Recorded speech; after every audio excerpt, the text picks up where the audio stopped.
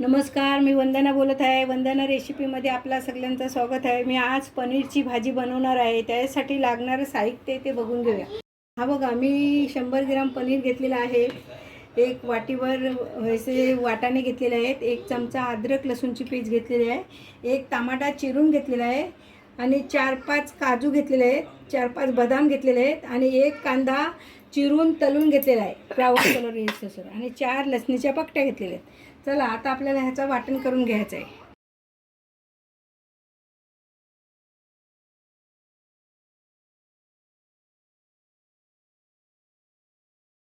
बघा, 1 पळी व्हायचा तेल घातलेलं आहे मी. हे बघा, मी पनीर ब्राऊन करून घेत आहे. थोडासा हलका हलका तेलामध्ये परतून घेत आहे.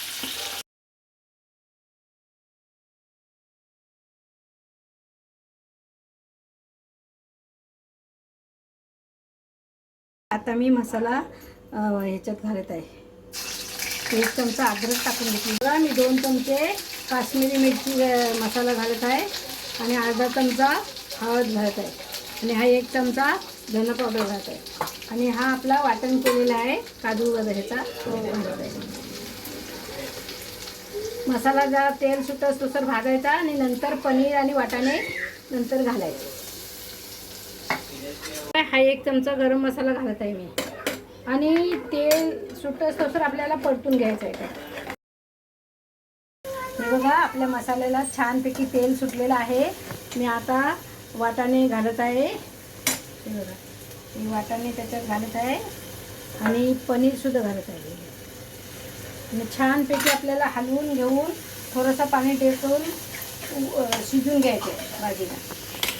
हे बघा, मी चवीपुरतं मीठ घालत आहे अर्धा चमचा आणि भाजी शिजून झाल्यानंतर आपल्याला कोथिंबीर घालायची आहे.